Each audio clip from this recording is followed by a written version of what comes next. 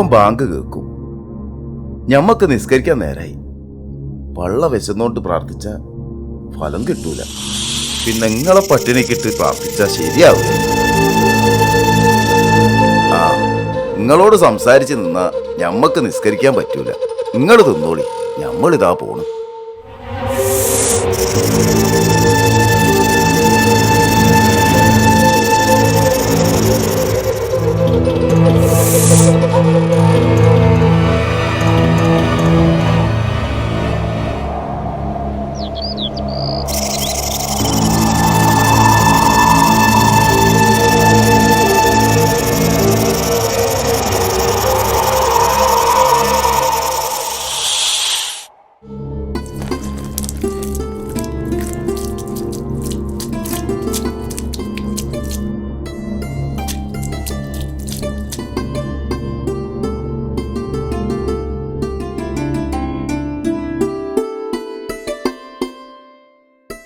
ഞാൻ എന്നും ചോദിക്കാമെന്ന് വിചാരിക്കും, ഉപ്പ എന്തിനാ ഹിന്ദുക്കളെ കാവൽ പോയിട്ട് പാമ്പുകൾക്ക് തീറ്റ കൊടുക്കുന്നത്?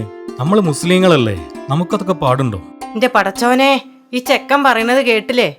മനുഷ്യനായാലും മൃഗമായാലും ഇനി പാമ്പായാലും ഓരോ വിശപ്പ് മാറ്റുന്നത് പുണ്യം. വിശക്കുന്നവന്റെ ജാതി മതി നോക്കിയാണോ തിന്നാൻ കൊടുക്കണത്? അതുകൊണ്ടാണ് ഞാൻ നിങ്ങൾക്ക് എപ്പോഴും ചായയും കാപ്പിയൊക്കെ തരുന്നത്. അല്ലട സ്നേഹം കൊണ്ടൊന്നല്ല. ഇജ്ജ് പോവലാലേ. ഇജ്ജൊന്ന് മനസ്സിലാക്കിക്ക മനാഫേ, അള്ളാഹു നന്മ ചെയ്യാനേ പറഞ്ഞിട്ടുള്ളൂ. അതല്ല ഉമ്മ, സ്വന്തക്കാരും തിരിഞ്ഞു നോക്കാണ്ട് ഈ കാവന്താ ഇങ്ങനെ കിടക്കുന്നേ. മോനെ, അതൊരു വലിയ കഥയാണ്. ആ വക കാര്യങ്ങളൊക്കെ എന്റെ ഉപ്പാനോട് ചോദിക്ക്. മൂപ്പരിക്കേ അതൊക്കെ നല്ലോണം അറിയൂ. അങ്ങനെ പറഞ്ഞാൽ കൃത്യമായിട്ടൊന്നും ഞമ്മക്ക് അറിഞ്ഞൂടാ. എന്റെ ഉപ്പ പറഞ്ഞു തന്ന കഥ ഞമ്മളണക്ക് പറഞ്ഞു തരാം. കൊല്ലം കുറയായി. വലിയ കേമത്തിൽ ഉത്സവം നടന്ന കാവ, വലിയ തറവാട്ടുകാര്. അങ്ങനെ ഒരിക്കൽ ഒരു ഉത്സവത്തിന്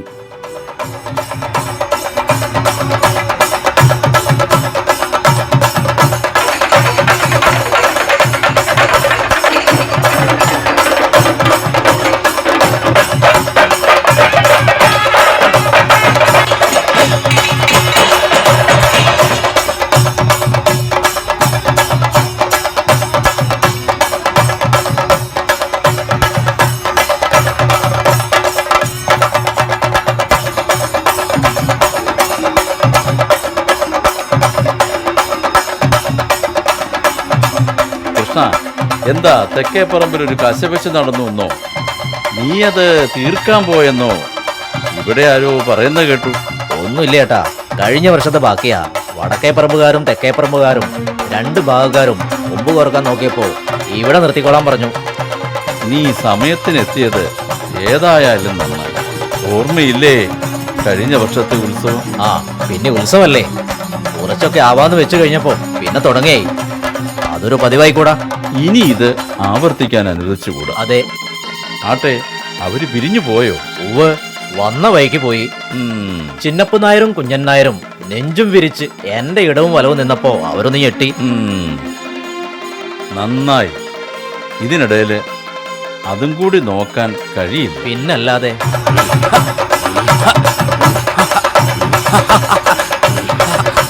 അതെ, കരിങ്കാളിയമ്മ എഴുന്നള്ളാറായി. ഏട്ടാ, കൂട്ടരെ, കരിങ്കാളി അമ്മ എഴുന്നള്ളുന്നു. പെണ്ണുങ്ങളെല്ലാം ക്ഷേത്ര പരിസരം വിട്ടുപോയിക്കോളൂ. ആചാരമനുസരിച്ച് കരിങ്കാളിയമ്മ തിരിച്ചു പോയതിനു ശേഷമേ പെണ്ണുങ്ങൾ കാവിൽ കയറാൻ പാടുള്ളൂ. എല്ലാവരും വേഗം പോണം.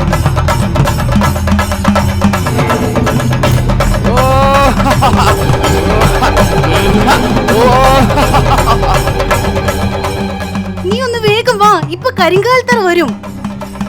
വന്നു. നിന്റെ മാതിരി ഓടാനൊന്നും എനിക്ക് പറ്റില്ല. എത്ര ദിവസമായിന്നറിയോ ഈ ഉത്സവത്തിന്റെ പണി തുടങ്ങിയിട്ട്? എനിക്ക് വയ്യ. അതൊക്കെ ശരി തന്നെ, പക്ഷെ ഇപ്പം വേഗം നടന്നേ പറ്റൂ. വാ. അയ്യോ, ഞാനത് മറന്നു. എന്ത്? നീ നടന്നോ, ഞാൻ ഇപ്പൊ വരാം. അയ്യോ, ഞാനിപ്പോ വരാടോ. മൂപ്പരോടൊരു കാര്യം പറഞ്ഞ് ഞാൻ നിന്റെ പിന്നിൽ തന്നെ എത്തി. നീ നടന്നോ? എന്നാ നീ വേഗം വന്നോ, ഞാൻ നടക്കുക. പെണ്ണുങ്ങൾക്ക് കാണാൻ പറ്റാത്ത തിറയോ? എന്താ, ഭഗവതി പെണ്ണല്ലേ? കാലം കുറേയായി ഞാൻ കാത്തിരിക്കുന്നു. എന്തു വന്നാലും ഇത്തവണ സുഭദ്ര തിറ കണ്ടിരിക്കും. എന്താ സംഭവിക്കാന്ന് നോക്കാലോ.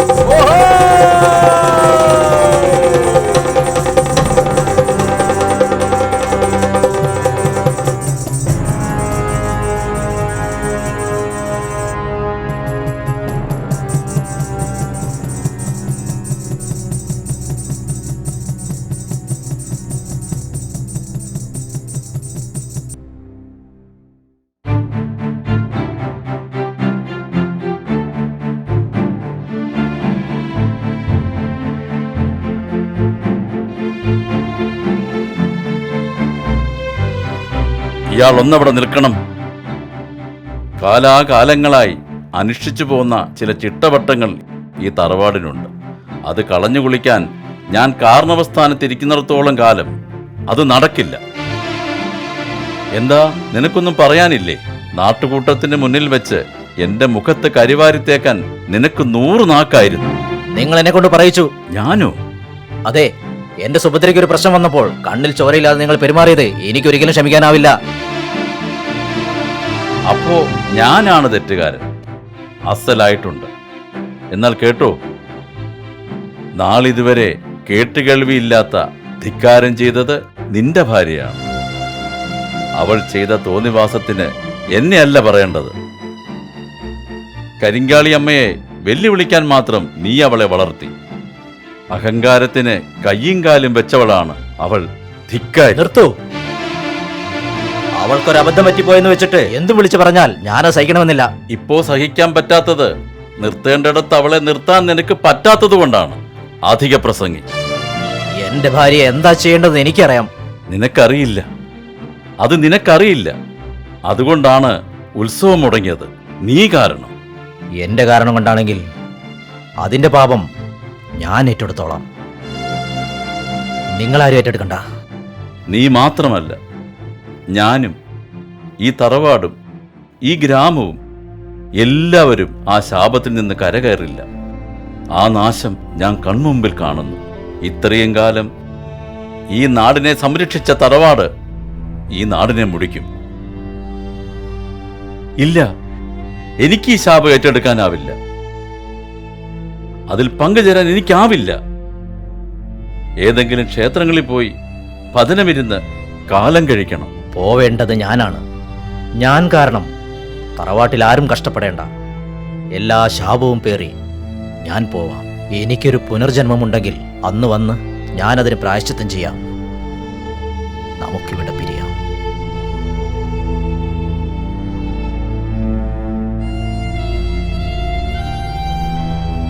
അതോടെ ഉത്സവം നിലച്ചു. ഒന്നിച്ചു നിന്നവർ 2 ചേരികളായി പിരിഞ്ഞു. പിന്നീട് അവിടെ ഉത്സവം നടന്നിട്ടില്ല. കാലക്രമേണ ആ തറവാടിന്റെ ഐശ്വര്യം ക്ഷയിച്ചു. കാരണവന്മാരൊക്കെ സൂക്കേട് പിടിച്ചും അല്ലാതെയും ചത്തൊടുങ്ങി. ബാക്കി വന്നവർ കാവിലേക്ക് തിരിഞ്ഞു നോക്കാതെയുമായി. ക്ഷേത്രം നന്നാക്കാൻ പിന്നീടാരും മുൻകൈ എടുത്തില്ലേ? അങ്ങനെ ചോദിച്ചാൽ വല്ലപ്പോഴും വിളക്ക് കത്തിക്കുന്നത് തറവാട്ടിലെ താവഴിക്കാരായ മുകുന്ദസ്വാമിയാണ്. പിന്നെ ഓന്റെ ഓള് സരസ്വതിയും.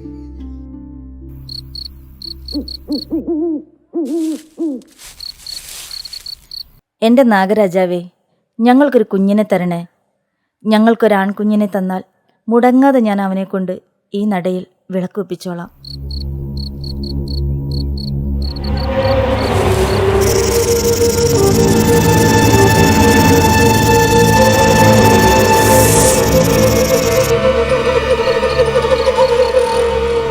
പടച്ചോന്റെ കൃപ എന്ന് പറഞ്ഞാൽ മതിയല്ലോ. അവർക്കൊരാൺകുട്ടി ജനിച്ചു. നാഗങ്ങളുടെ അനുഗ്രഹം കൊണ്ടാണെന്ന് സരസ്വതിയും ഓള കെട്ടിയോനും വിശ്വസിച്ചു. അതുകൊണ്ട് തന്നെ കുട്ടിക്ക് അവർ നാഗനെന്ന പേരുമിട്ടു. പറഞ്ഞ പോലെ ആ കുട്ടിയെക്കൊണ്ട് ഓള് എന്നും വിളക്ക് വെപ്പിക്കും. മെല്ലെ മെല്ലെ ആ കുട്ടി വളർന്നു.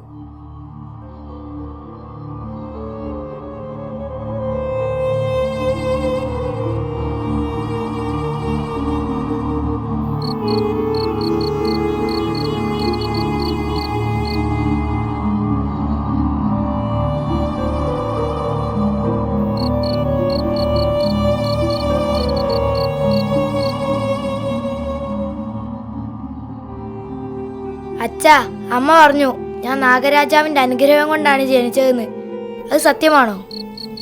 അതെ മോനെ, നിന്റെ അമ്മയുടെ പ്രാർത്ഥനയും നാഗങ്ങളുടെ കൃപയും കുഞ്ഞുങ്ങളില്ലാത്ത ഞങ്ങളുടെ സങ്കടം നാഗരാജാവ് കേട്ടു. അങ്ങനെ ഈ കുട്ടിക്കുറുമ്പനെ ഞങ്ങൾക്ക് കിട്ടി.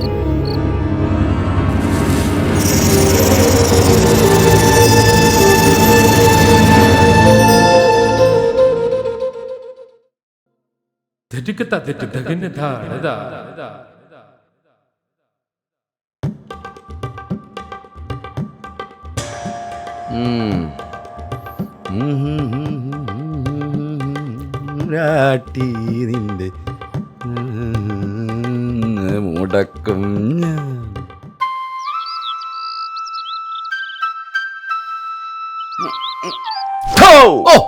മനുഷ്യനെ പേടിപ്പിച്ചു കളഞ്ഞല്ലോ.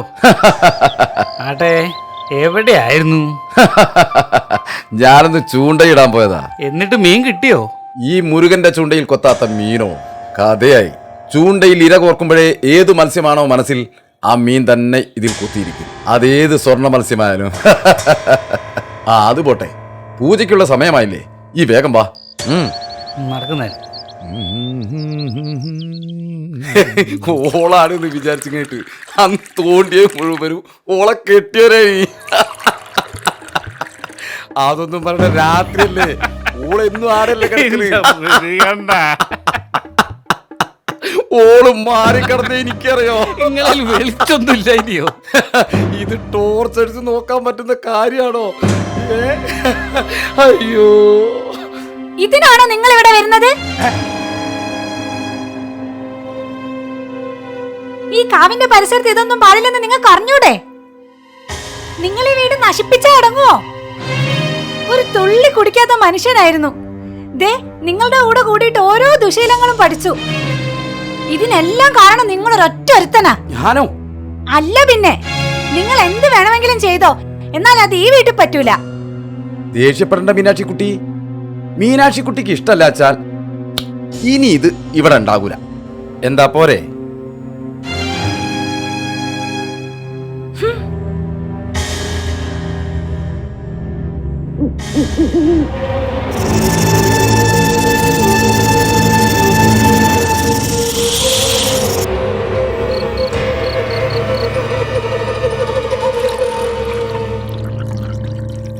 ഇപ്പം തന്നെ ഓവറായി. മതി മുരുകണ്ണ, മതി. എന്ത് മതി? ഒരു തുള്ളിയായിട്ട് അകത്ത് ചെല്ലുമ്പോൾ മതി എന്ന് പറയാ ഈ എന്താ നേഴ്സറി കുട്ടിയോ? കുടി നാഗ കുടി, ഇജിന്റെ ചങ്കാ നാഗ. എനിക്ക് കമ്പനി കിട്ടാൻ വേറെ ആളില്ലാഞ്ഞിട്ടല്ല, ഇജല്ലാതെ വേറെ എനിക്ക് ചിന്തിക്കാനേ പറ്റൂല. നിന്നെ മാത്രമേ എനിക്ക് വിശ്വാസമുള്ളൂ. അറിയാം, നിന്റെ മുരുകണ്ണൻ എനിക്കറിയാം. അതുകൊണ്ടല്ലേ അവൾക്ക് ഇഷ്ടമല്ലാഞ്ഞിട്ടും മുരുകണ്ണൻ വിളിക്കുമ്പോൾ ഞാൻ വരുന്നത്. നിന്നെ ആര് പറഞ്ഞാലും എനിക്ക് സഹിക്കൂല. അത് മീനാക്ഷി ആയാലും ഏത് മൈസറേട്ടായാലും മുരുകന് വെറും പുല്ല. എനിക്കും മുരുകണ്ണൻ ജീവനാണ്. എനിക്ക് മുരുകണ്ണനല്ലാതെ വേറെ ആരും ഇല്ല. എന്നെ സ്നേഹിക്കുക മുരുകണ്ണേ ഉള്ളൂ. ശരിയല്ലേ? ഓ, അതെനിക്കറിയാം. ഈ കുടി കുടി നാഗ കുടി, ഇതിന്റെ ചങ്കല്ല നാഗ. അതാ ഇതാണ് നിന്റെ കുഴപ്പം. കപ്പാസിറ്റി ഇല്ല, തീരെ കപ്പാസിറ്റി ഇല്ല. വെറുതെ അല്ല ഓക്ക് നിന്നെ ഒരു വിലയില്ലാത്തത്. ആണുങ്ങൾക്കൊരു വില വേണം, അത് ഞാനിന്ന് ഉണ്ടാക്കിത്തരാം. ഈ മുരുകൻ വാ, നമുക്ക് വീട്ടിൽ പോവാം. വാ നാഗ വാ. മീനാക്ഷി, മീനാക്ഷി, ഈശ്വര, ഇതെന്താ പറ്റിയത്? പേടിക്കാനൊന്നുമില്ല, ഒരിച്ചിരി കൂടിപ്പോയി. മതി മതി, ഞാൻ എത്ര പ്രാവശ്യം പറഞ്ഞതാ, ലെവലേശം കേക്കണ്ടേ? ആ ഇതാപ്പ നന്നായ. ഇന്നെ ദഹിപ്പിക്കണ്ട, ഓന് വിഷമാ ഈ ഇന്ന ചീത്ത പറഞ്ഞതിലുള്ള വിഷമോ. എണീക്കി. നിന്നെ കൊണ്ട് ആകൂല കുട്ടി, ഈ മാറ്. ഈ മുരുകണ്ണൻ തന്നെ നാഗനകത്ത് കൊണ്ടുപോയി കിടത്തു. മാറ്.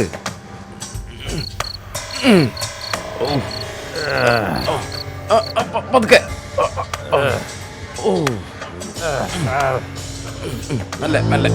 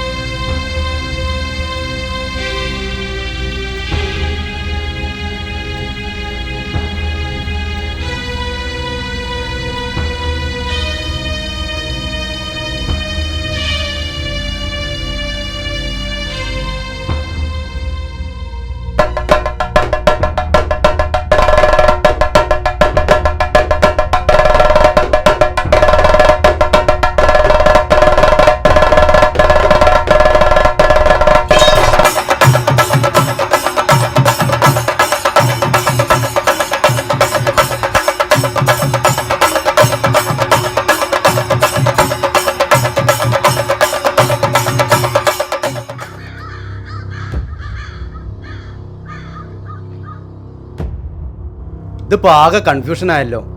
ഇവിടെ ഇവള് മരിച്ചു കിടക്കുന്നു. നാഗൻ എവിടെ? നാഗന്റെ കൂട്ടുകാരനാണ് മുരുകൻ. അവൻ ഇടയ്ക്കിടയ്ക്ക് ഇവിടെ വരാറുണ്ട്.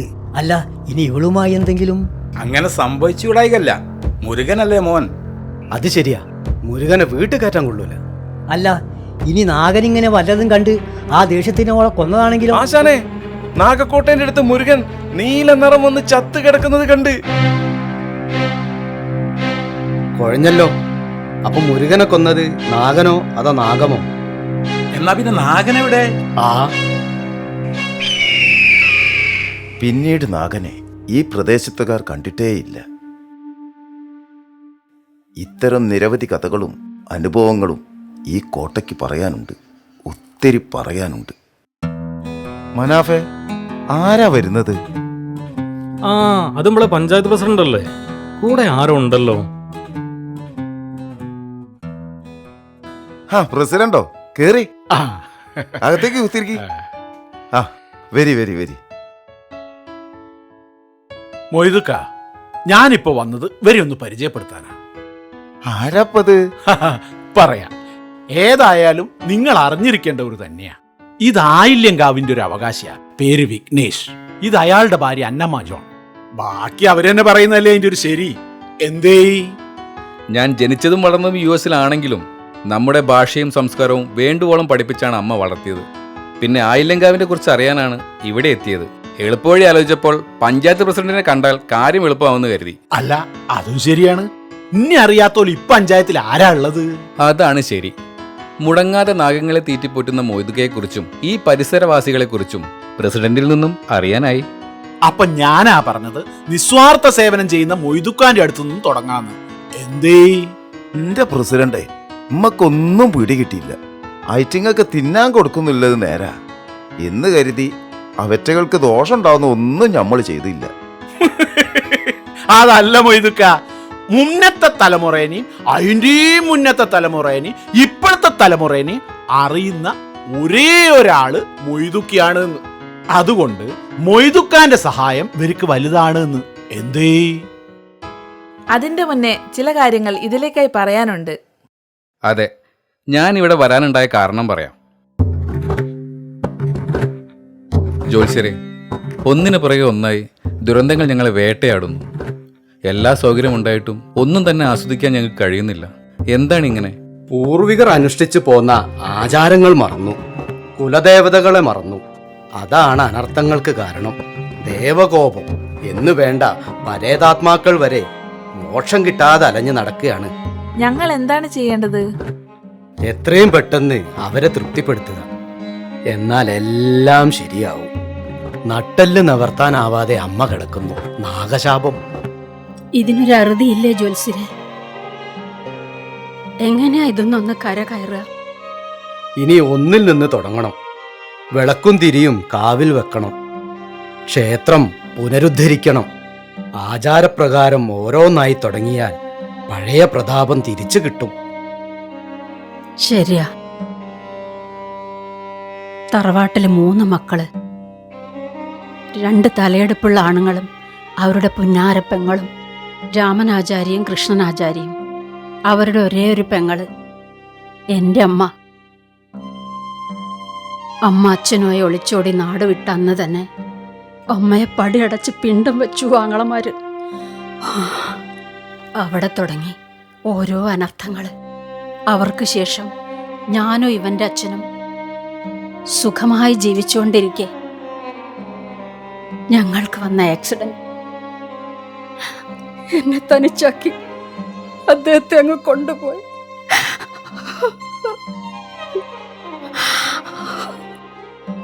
അമ്മ സങ്കടപ്പെടരുത്. പൂർണ്ണമായും വാതിലടച്ചില്ലല്ലോ. അമ്മയ്ക്കൊരു മോനില്ലേ, അവനെ കൊണ്ട് തുടങ്ങിക്കാം. സഹായങ്ങൾ ഒഴുകിയെത്തും. പുനരുദ്ധാരണത്തിന് വേണ്ട പണം അത് എത്രയായാലും ഞങ്ങൾക്കൊരു പ്രശ്നമല്ല. സംഗതി നടന്നു കിട്ടിയാൽ മതി. എന്നാ പിന്നെ എന്താണ് തടസ്സം? ചാർത്ത് ഞാൻ തരാം.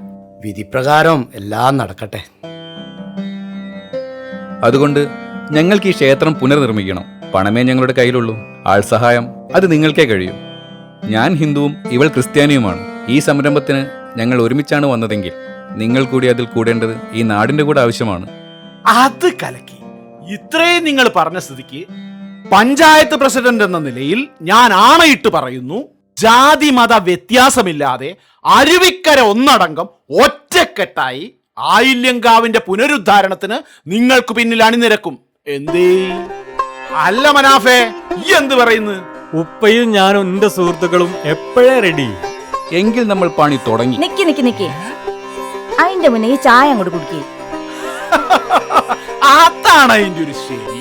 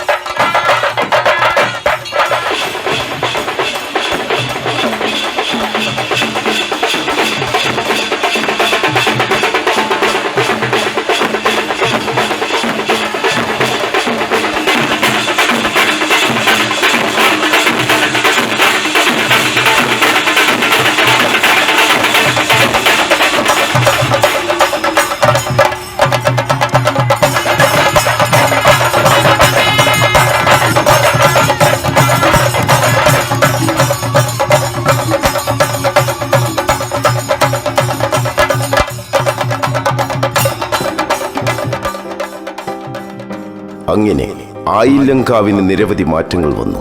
തലമുറകൾ പലതും മാറി. എന്നാൽ മാറ്റമില്ലാതെ ഇന്നും ആളുകൾ ചോദിക്കുന്ന ഒരേ ചോദ്യം, നാഗനെവിടെ? അയാൾ എന്നെങ്കിലും തിരിച്ചു വരുമെന്ന് അവർ ഇന്നും വിശ്വസിക്കുന്നു.